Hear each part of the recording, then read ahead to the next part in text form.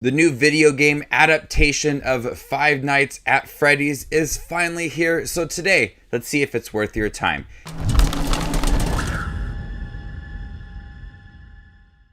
Hey everybody, my name's Justin here. I try to watch everything that hits theaters and on streaming services. If you guys are like me, go ahead and hit that subscribe button down below and click that bell notification for more up and coming content. A troubled security guard begins working at Freddy Fazbear's Pizzeria. While spending his first night on the job, he realizes the late night shift at Freddy's won't be so easy to make it through. I really don't have any knowledge of Five Nights at Freddy's. As an elementary school teacher, I do recognize a lot of these characters. Kids love talking about Freddy and they play it. People have backpacks. I recognize the characters and all the characters within this movie. But the lore, the characters, I don't know nothing about. So going into this movie, I was hoping that there'd be some introduction to the characters and enough to get me interested in Five Nights at Freddy's, because I've always been slightly curious about the game, the way that the kids explain it to me, and it just seems kind of fun.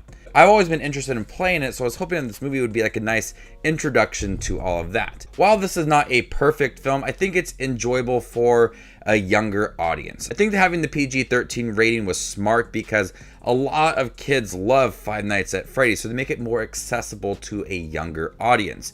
And there are some moments that really kind of teeter along the line of being PG-13 and R rating, but for the most part, it's got a really chilling atmosphere. The animatronics of Freddy and Bonnie and Chica, they work really well. Just their presence alone lurking in the background is quite terrifying. They really utilize sound to make scenes very disturbing, and there are some decent jump scares within this movie. Not a lot, just a few. But the one thing that impressed me the most was Josh Hutcherson's character, Mike. He is taking care of his younger sister, dealing with a custody battle with his aunt, and he takes this night shift job.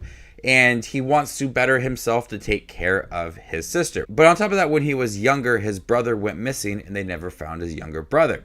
And he starts to dream about what had happened and trying to manipulate his dreams to find out exactly where his brother is. That was something I did not expect at all within this movie, because I've seen only a couple trailers. And so that storyline itself was a pleasant surprise. It does take up a lot of the movie and little less of the characters at Five Nights at Freddy's, but I think it was integrated nicely into the movie. It wasn't necessary to have this character to be as developed as he was. There was so much that was added to this character that I ended up really liking him. I was along for his journey. I wanted to see him take care of his sister and find out what happened to his younger brother. There was just a lot of development that I was not expecting, and it was a pleasant surprise.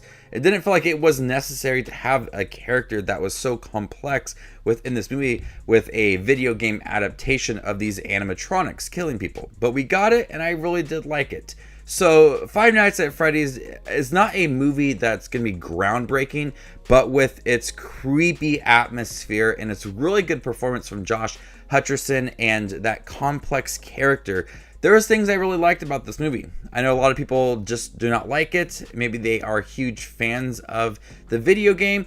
Like I said myself, I don't know of the lore. I don't know of the characters in the video game itself, so I don't have any thoughts going into the movie. But coming out of it, I think it was a fresh video game adaptation, one that got me curious about the video game. Now, there are not many kills in here. Like I said, it teeters along being PG-13 and R just of the way that they're kind of approaching some kills. But the sound definitely does work, and some chilling moments from the animatronics. And those are really entertaining as well. I wanted to see more of them. I thought that their storyline was really thin. They could have been presented more within the movie, but the way that they handled Mike's storyline, it integrated nicely into Freddy's storyline with all the other animatronics and ended up working well together. I just wanted a little more of Freddy. I think if this movie is really successful and they do a sequel, they could really start to hone in on the lore and the characters of this franchise. So overall, this film, I liked it. I thought it had a really creepy atmosphere. The animatronics were good, and I liked the human characters within this movie.